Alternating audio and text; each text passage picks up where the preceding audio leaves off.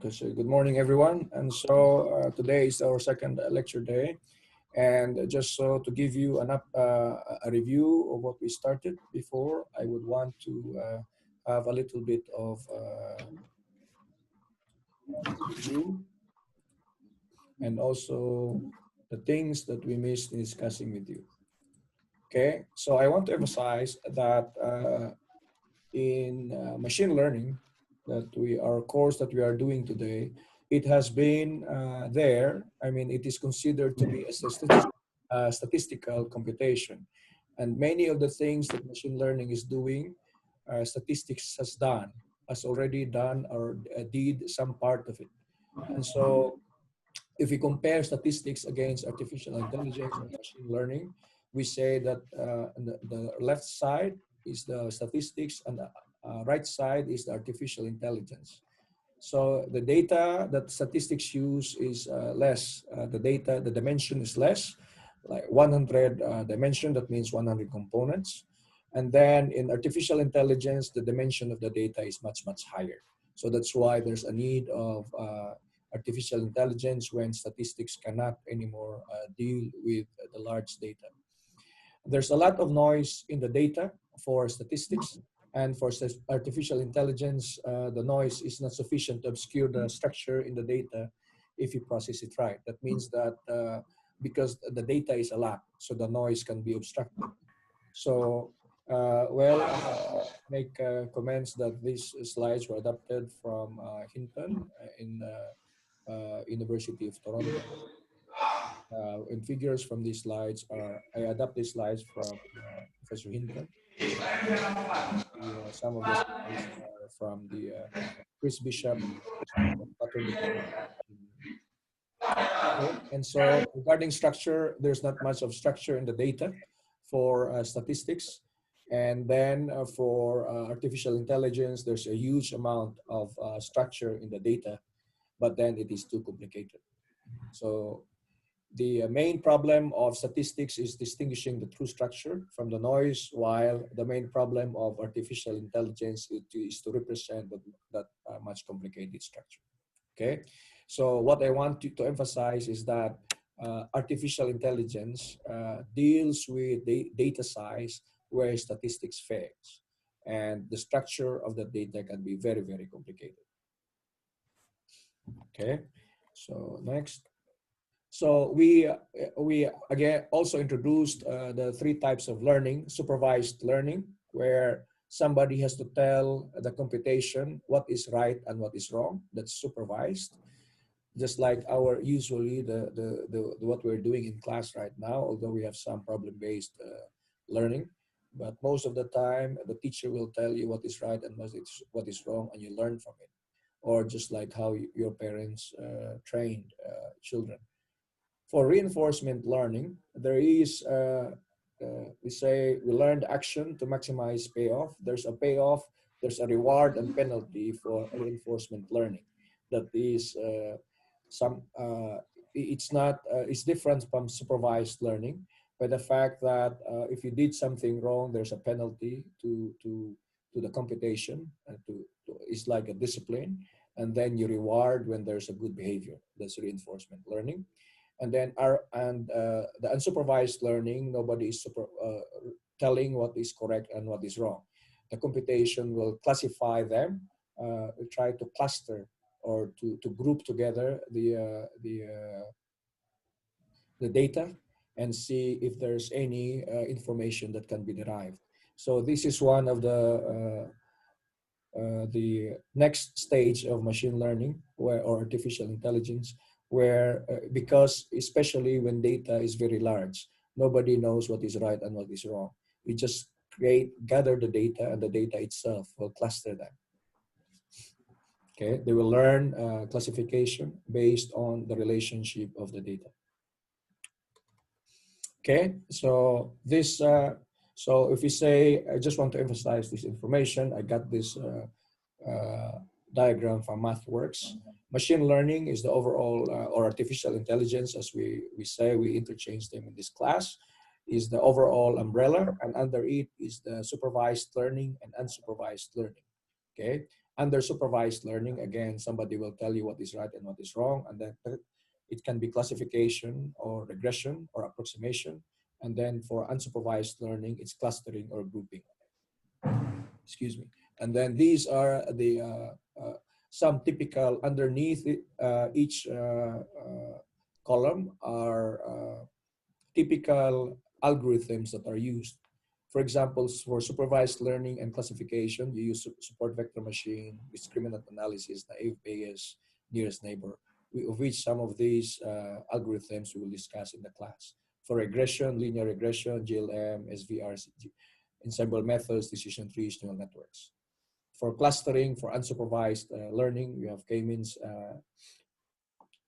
method, this C-means, hierarchical method, Gaussian mixture, which we don't even discuss, neural networks we'll discuss, hidden Markov model. Again, this clustering or grouping of unsupervised learning is much gaining much interest nowadays because of the large amount of data.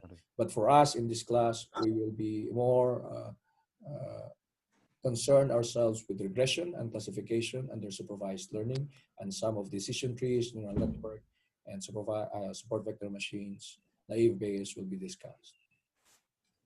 Okay, so now this slide we didn't discuss in the previous meeting, which I want to emphasize, and the use of data. So we always say that in machine learning, we are given data, and data is the heart of our computation. So we use that data to learn. Okay, without the data, there's nothing to learn. So we use the data, and then we create our model. So there are three types of data. When we are given a data, we will divide them into three categories: the training data, validation data, and the test data. So the training data is the one that is used to create the model, which we will use this in the class a lot. Training data is usually the biggest of the data size, for example, around 70% or 80%. And the other 10% can be used in validation data, and test data can be used for another 10%. So in our case, what we learned in this class, what we will concentrate more is on the training data, where we will build our model. We will do manual computation. That's what I normally do. I want to ask students to do manual computation because it enhances their understanding. And then the programming part will be just to supplement understanding of the students. Because in the programming, it is just more of coding and displaying of the data and understanding the results. But I want the students to understand the computation. So of course, also in the examination and the tests, it will be more of manual computation, so that you'll understand the principle of numerical computations and building the model. So that's what we do for training. That's most of the time we will use our all our efforts to build to use training data and then to build a model from there. So validation data is when you decide the type of model. We don't discuss this one too much in the class.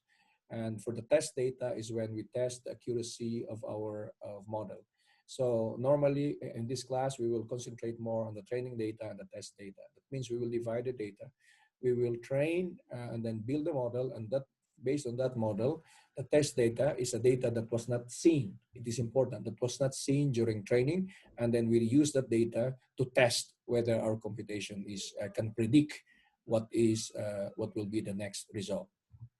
Okay, so those are the things that I want to emphasize. So of course, in this class, we use different machine learning algorithms, and we'll deal with real world problems.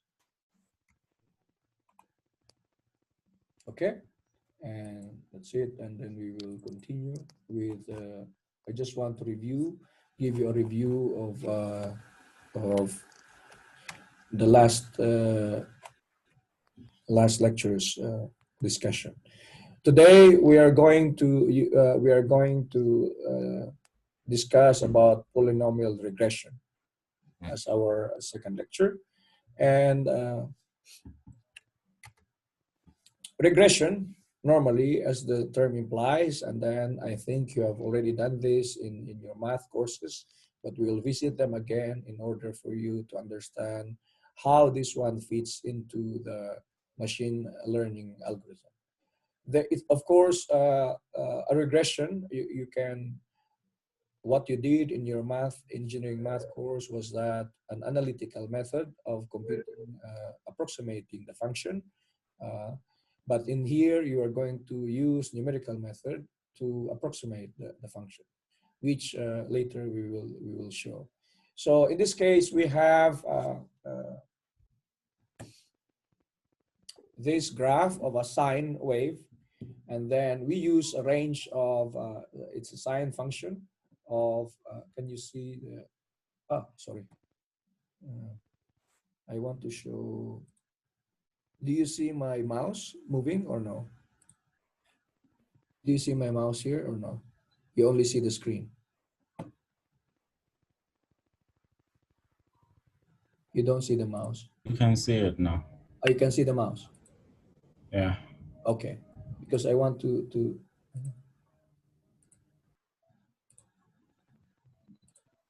Okay, so yeah, so here this is sine. Okay, do you see the mouse moving? Okay, so this is sine function, sine of 2 pi x, moving where x is your input, and of course the function, the output is a sine of 2 pi x. In this case, our input goes from 0 to 1. This is x, and the result is here. Of course, the sine function goes from -1 to 1. Yeah. But then in this case, our target value, we call it t. The perfect sine wave is this green line. Okay. And what we do here is that we purposely include a noise in our target value, that is the green line. We include the noise so that there is the points are going off the original line. Okay, it's just for an exercise, so that what we'll do now is that we will approximate the sine function. Okay, assuming that we don't know that it is a sine function. Okay, we will see only the dots in this case, in this graph, and then we want to approximate what is the function that can best approximate this kind of dots. That means, in other cases, what is the function that best connect the dots together, so that we can have an approximation of the function of the behavior of the data. So what is the use of having a function to approximate the data? Why do you think we need a function to approximate the data? Because, of course, if it is a function is what? It is an input and the output. Okay?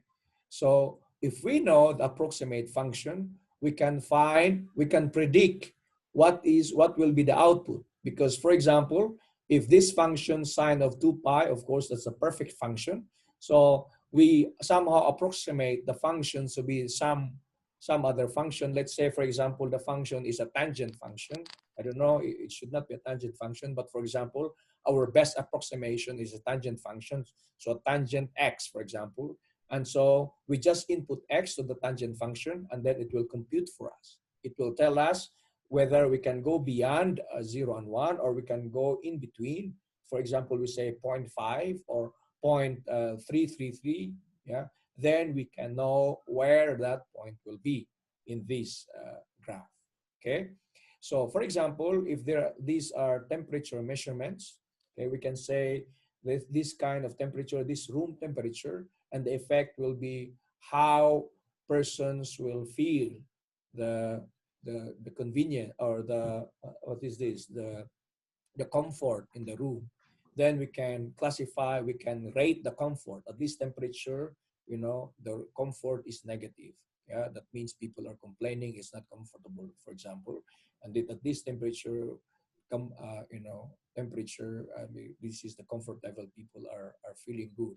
And so we can say, if we know that function, then we just input that function, that if this is the x value, then people are comfortable at approximately this this level of comfort. Okay, that's the way to interpret it. So next we say we are going now to come out with an approximation, or we're going to come out with a method for us to approximate the sign function. Okay, that is the point of regression. Again, we need the data, and then if we see the regression, if we can come out, well, what is that function? Well, we say that we are given a data of x inputs, x1 to xn, where in this case here, I think n is equal to 10. And so there are values of x here. There are values of x, 0.1, 0.2, 0.3, 0.4 until 1. And then there are values of t. So t, some value for 0.1x is a value of t, like that. Yeah. So there will be a table of data. Okay. And then from that table of this is our data input, we're going to build the model from that input. So what is that function that we use? So normally we use a polynomial function. Okay. So this is the function that in this class we will consider to approximate any given data. Okay. So the degree of the function depends on, or the degree of the polynomial depends on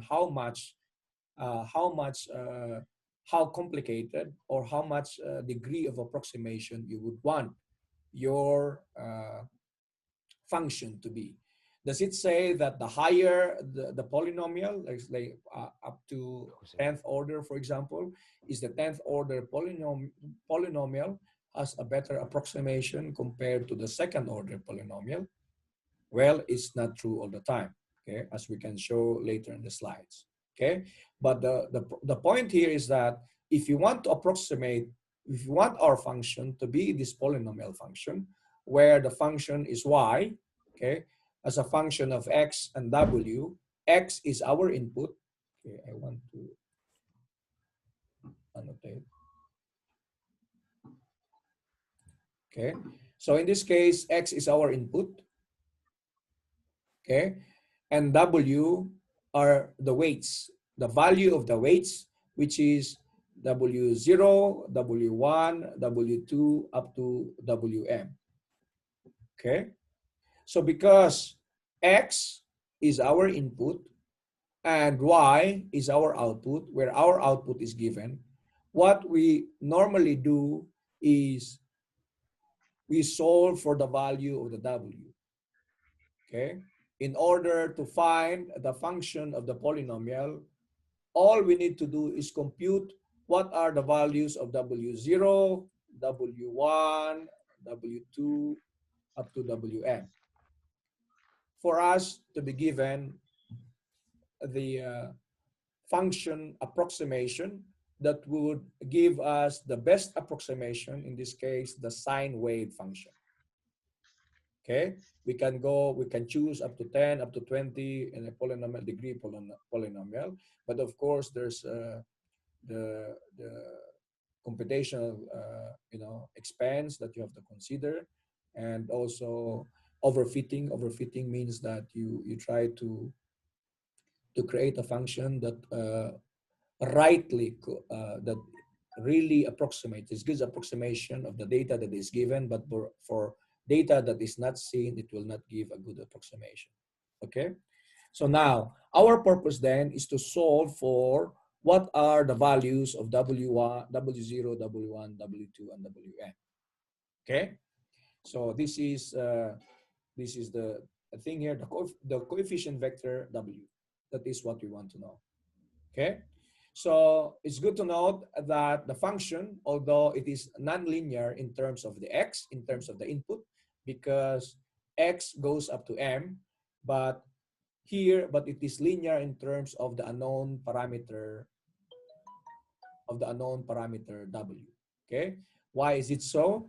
Well, we can write we can write y equal to some value of 1, okay, 1, okay, some value of, in terms of the unknown parameter, W0, W1, W2, up to Wm. Okay. And how do we write this? W, okay, this is y times W0 times 1 plus, oh, there's a missing x here. There should be x here. Okay, is x to the power 1. Sorry, there should be x to the power 1 there. X here is to the power 0. Okay, that's why it is 1. That's x to the power 0. And here, x to the power 1. So x, okay, that's the x input. And the next is x squared, okay, up to x to the m. Okay, okay. So normally you have a pair of values, which I should have shown it. Pair of values of y and x input. Okay, the y target, or we can call it t. Okay, so maybe x you have 0, 0 0.1, 0 0.2, okay, 0 0.3. That's your data. And then with those values of x, let's say for your temperature maybe is 10, 20, 30, and 40. Okay, so that's your table of data. So in this case here, you will have that data here. So you will input, because W's are the ones that are unknown. You will input your data here, y1, y2 for the target, y3, which is, let's say, y4. Okay, and then your x here will be x1, x1 squared, x1 to the m, then another data, x2 squared, and then x2 m, like that, and then and so on until 1 xm squared until xm to the power m. Okay, so in that case you will see that a familiar equation where you have y is equal to x, which is this matrix, and that is the y vector, is equal to your weights. Okay, so that's a linear equation.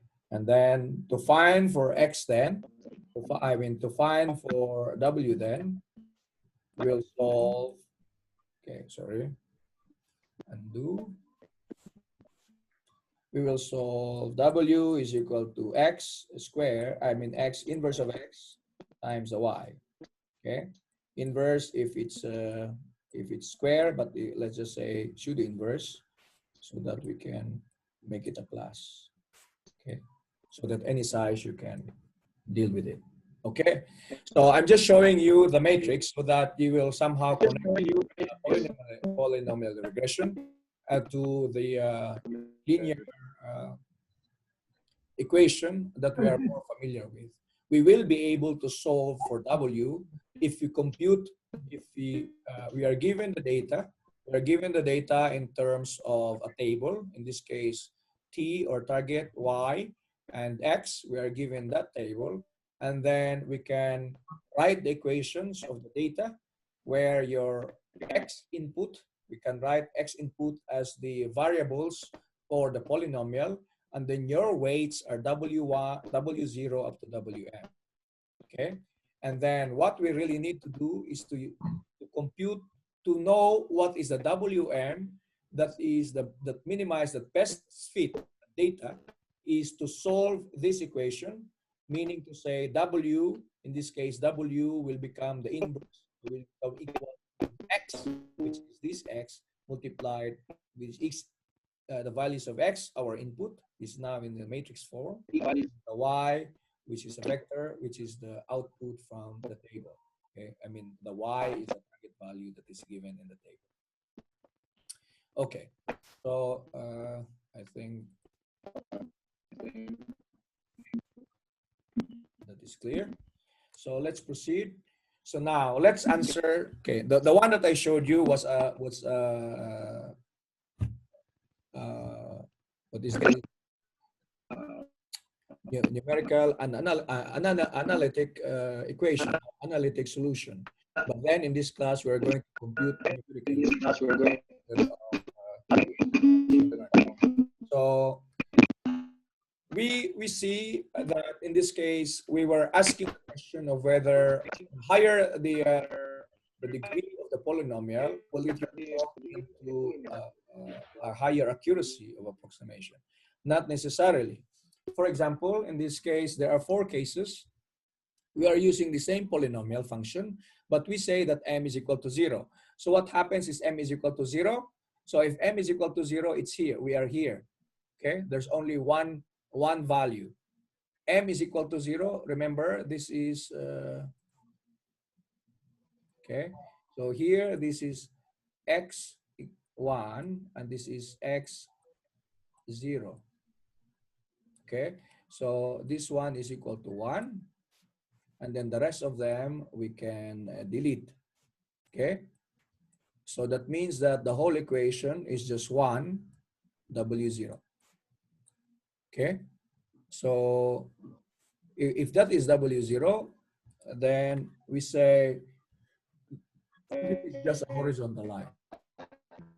Okay, and of course approximation is bad. Okay, you can see that the error, this function, I mean this value minus the function that we are given, that is a big error, and this one is another big error, there's another big error, there's another big error. There's a huge error. Okay, so now we make m is equal to 1. So what is m is equal to 1? We go back here again. Sorry, again, there's error there in my slide. I will correct it. There's an x here to 1. Okay, so now we are approximating a line. So if we say m is equal to 1, these other things are 0. So now we have a line. So what is the difference with this line and the previous line? When the x is equal to 0, what's the difference? Mr. Nguako.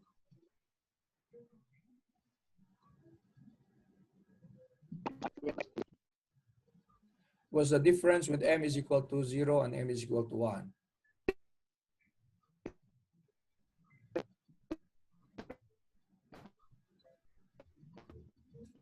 Okay, we'll go here, see.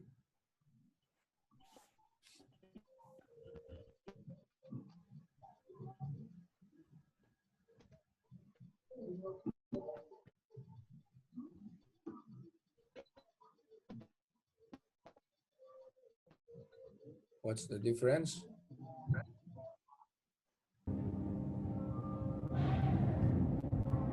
They're both lines, right? The difference is that with m is equal to 0, the line is always flat. Okay? It's always a single value. So whatever, we go back here. So we ignore the rest of them. We ignore the rest of these things, W0. So it will always be, no matter, it's not dependent on what x is. Okay, it's a constant all the time. No matter what the value of x, it will always say, for example, if W0 is 10, it will always be 10. Or in this case, we don't consider greater than 1. So we say, for example, 0.2. So it's always 0.2. That's why the line is always flat. Okay? That's the polynomial. I mean, that's a polynomial with n is equal to 0. If m is equal to 1, then we ignore all this. And of course, with the missing term here, you have x to the power 1. So what is this now? It is an equation of a line, right? It is an equation of the line where what's the difference with this W0 plus W1 x1 compared to W0? This one now has a gradient, whereas the first one did not. Okay. So now there is now a It's not slope. flat anymore. It is dependent now on the x input. Okay. So when your x input change, then you have a certain, you multiply that with a slope. And then W0 is at the offset. Okay. So now in this case here, your line turns. Okay. It can be this one, it can be that one, anywhere. Okay. It leaves now in that plane, in the two-dimensional plane, it can rotate around the two-dimensional plane. Okay, in order to get the best approximation of that sine function. Okay, but again, the error here, if you look at the error, there's still a lot of error there, there's error there, there's error, but then this error is smaller compared to the error that you have from here. See, this is the target and this is your functional value of the function. See, those error values are much bigger than the value in this case. Yeah. And so in this case, as we increase the order, you have a better approximation. Okay. So now we increase further the order into m is equal to 3. So if we go m is equal to 3, okay, can I go back? Yeah. If you go m is equal to 3, now it will be, we have W3 x cubed.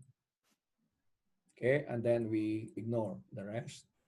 Okay, so it is a cubic function. And so now we have four parameters, W0, W1, W2, and W3 to consider. And so in this case now, here, you can see that the cubic function that best approximate this, we will look at, there will be many cubic functions, yeah? There will be many cubic functions, a combination of W0, W1, W2, and W3. It could be this one, it could be that one, it could be this one, like that, yeah? But the point of computation, in this case, polynomial regression, is that we look for the cubic function that has the least error. That means we will look for the values of W0, W1, W2, and W3 that has the least error and give us the best approximation of the function. Okay, and in this case here, the combination of W1, W2, and W0, W1, and W3, this is the best approximated function. Okay, things will be clearer when we can discuss about an example. Okay, but what I want to show here is that in this case here, of course, the error is a lot lesser. Yeah, so you see the lines are shorter. The error lines are a lot shorter compared to the error lines on the first two.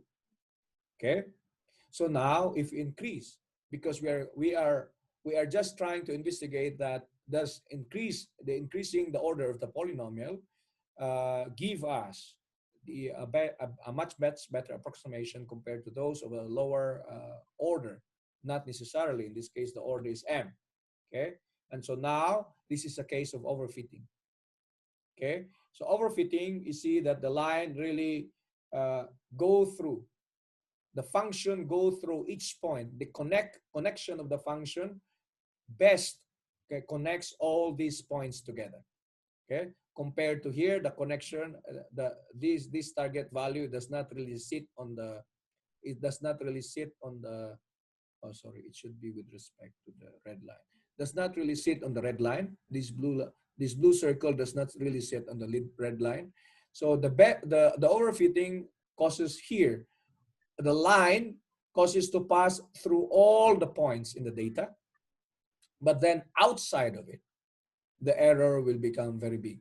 Okay, for example, here, if I'm given a data that is, for example, somewhere in between here, like this, a new data that was not during the training data, then the error is a lot bigger. Okay, because my function overfits. Overfits, that means, again, it tries to compute the best possible function where it minimizes the error on the given data alone. But outside of that given data, for other data that was not seen, it will result into much bigger error. Okay, that's overfitting. Okay, let's continue.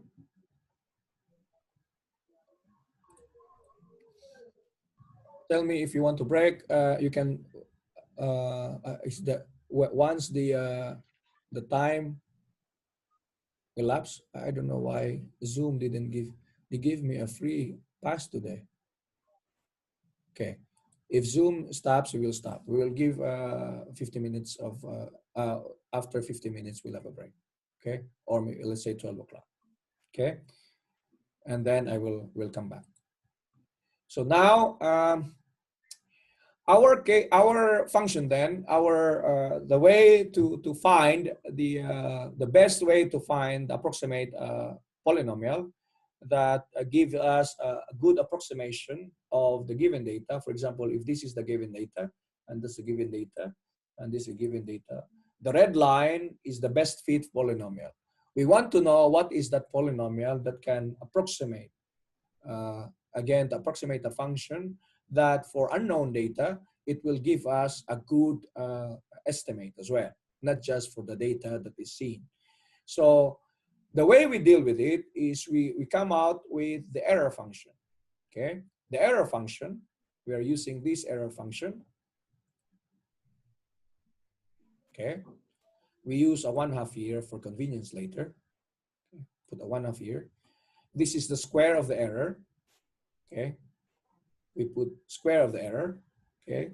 So the error, this is the function approximation that was computed, okay? For example, if this was your line or it was a straight line only, it will be just W0 alone. If it's a straight line, flat line like that, always W0, no matter what your target is. So for example, W0 minus the target value, okay? For example, you have T, again, you have target value, and you have an x, so your x is 0.1, 0, 0.1, 0.2, 0.3, and then your t will be 10, maybe 20, 30, 40. Okay, that's your data.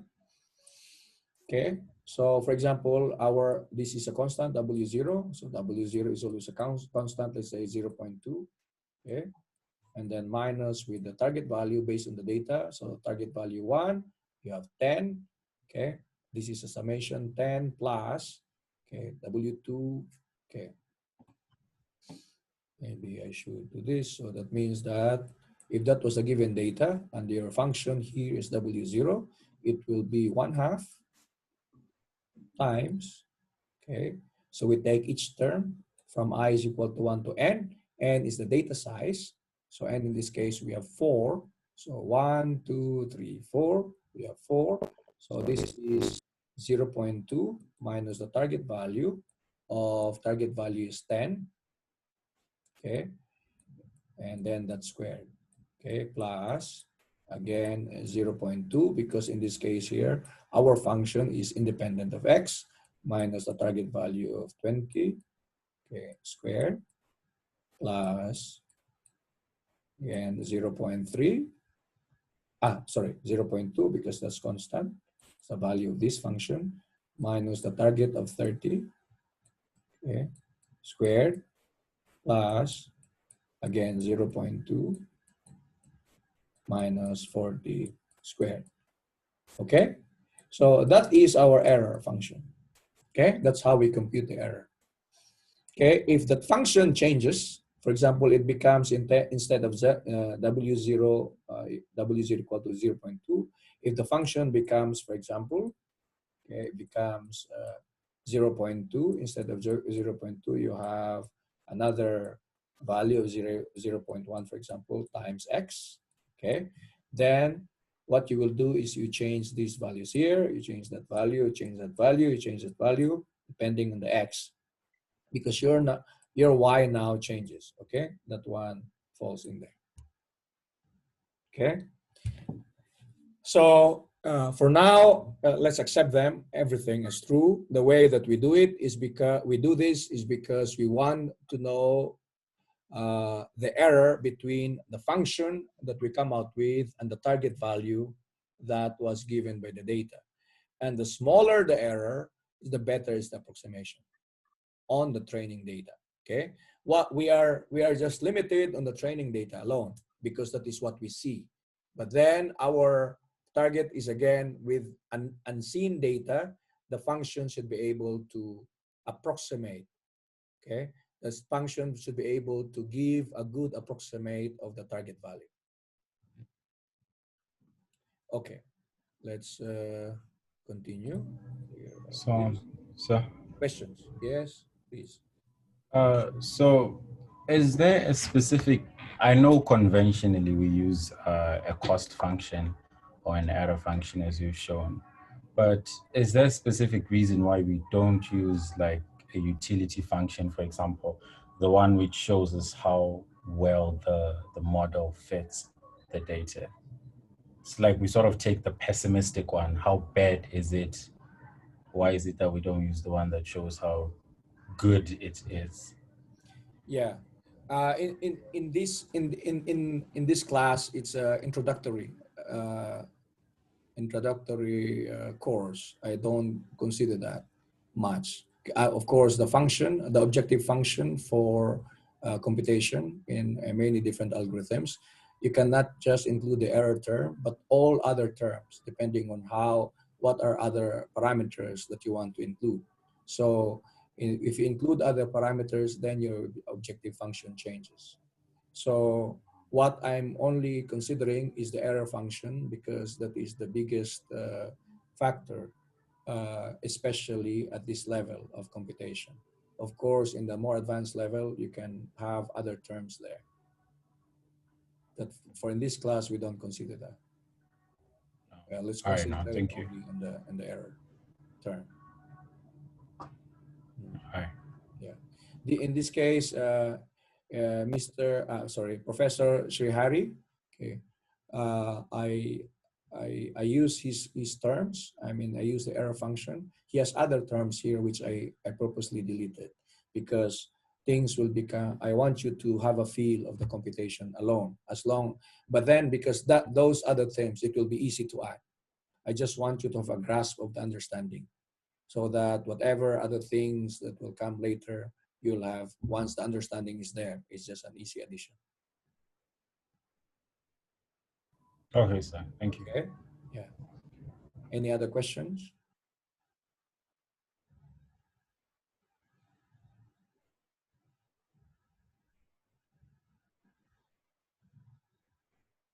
Okay. If there's none, let's continue.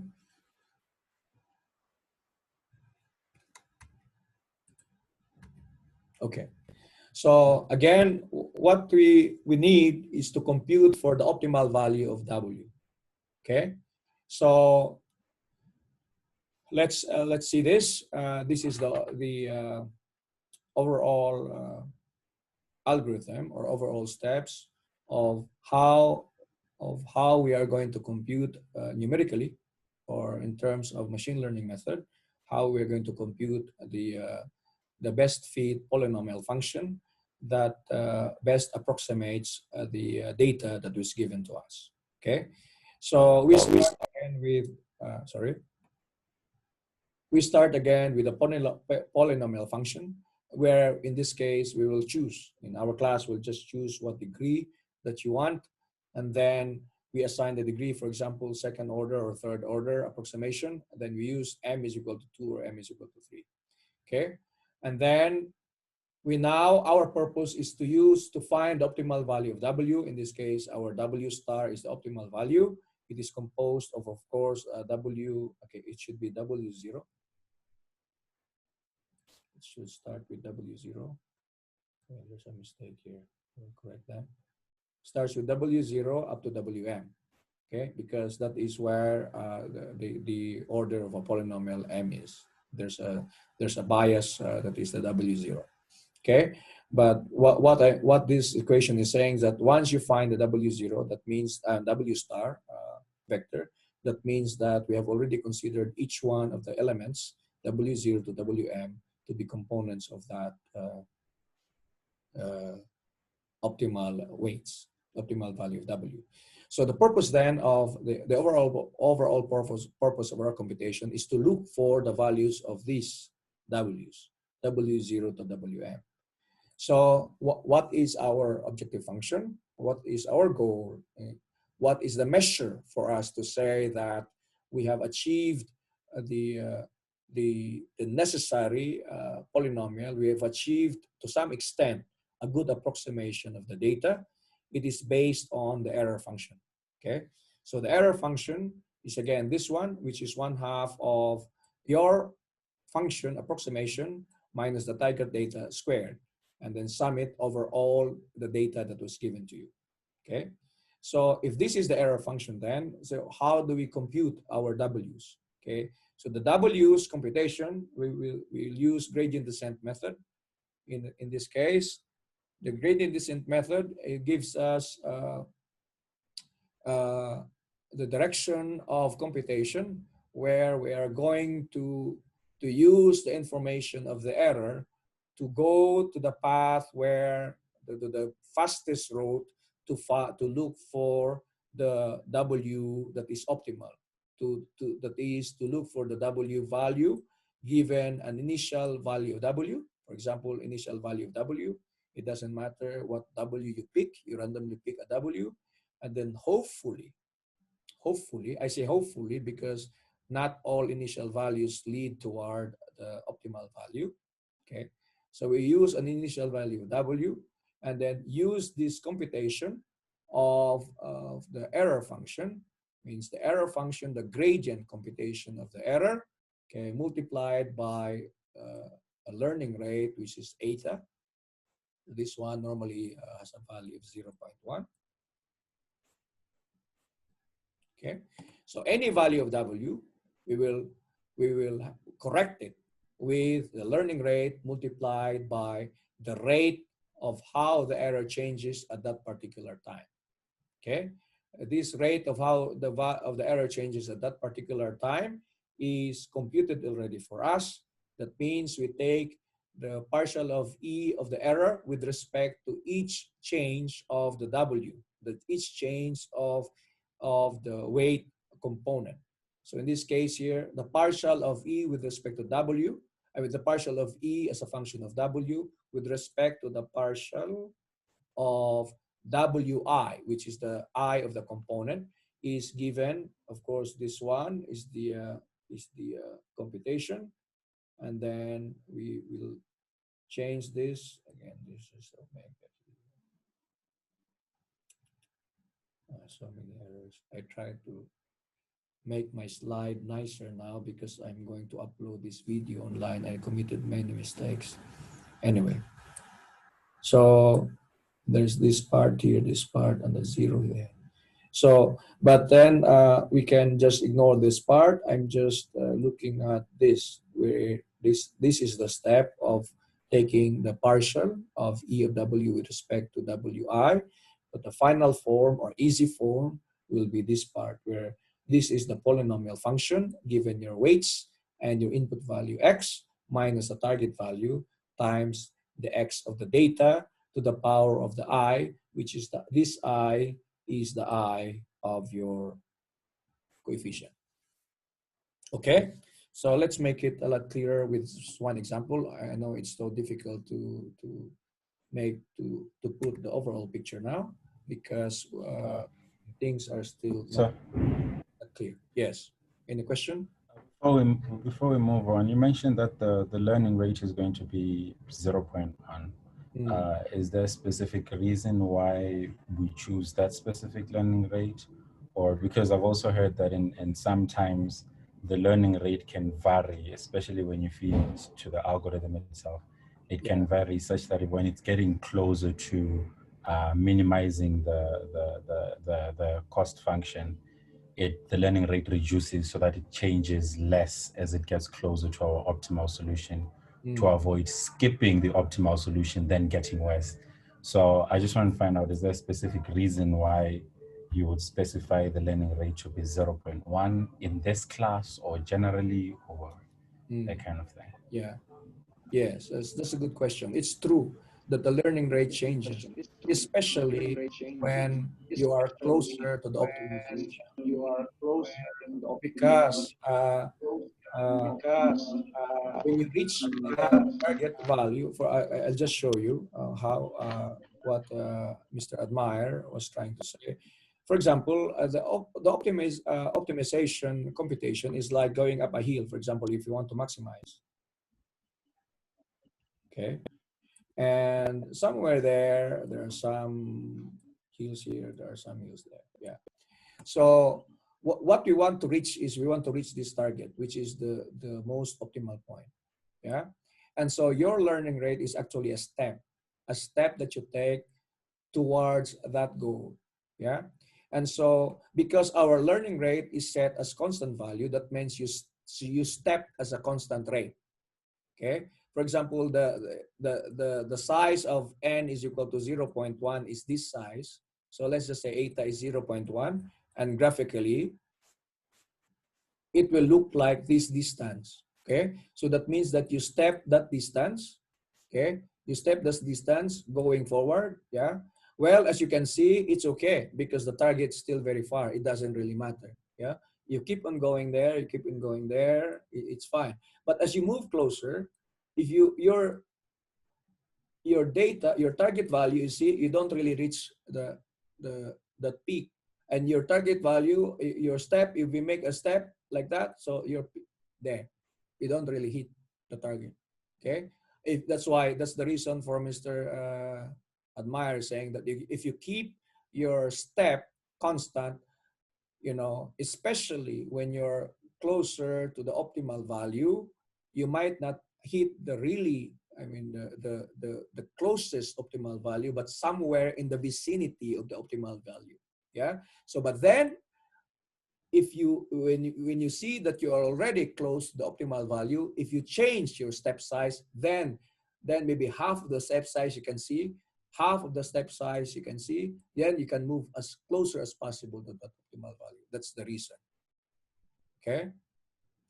But in this class, because I want it to be simpler so that the students will have an overall picture of what's going on. Those details, I will leave it in a more advanced study so that we can, you know, we can concentrate on covering as many possible algorithms as possible in terms of computation and technique, because I think at the introductory level, that is much more important. So that's why I prefer to just say that our step size is constant, so that students will somehow just, you know, gain the understanding of computation, and then later they can make those you know, fine tuning, I call it, as the need arise when they come to a good understanding of this computation. Okay. All right, no, sir. Thank you. Okay. Okay, very well. And let's take a break, and I will call again. Let's have a 5 minutes break. Okay, I will call you again. I mean, sorry, let's say 10 minutes. So that 10 minutes. That means I will call you at 12:10, and then we finish at 1 o'clock. Okay, is that okay? Yes, sir. Okay. See you. I'll give a link again after 10 minutes. Yeah, let me stop recording.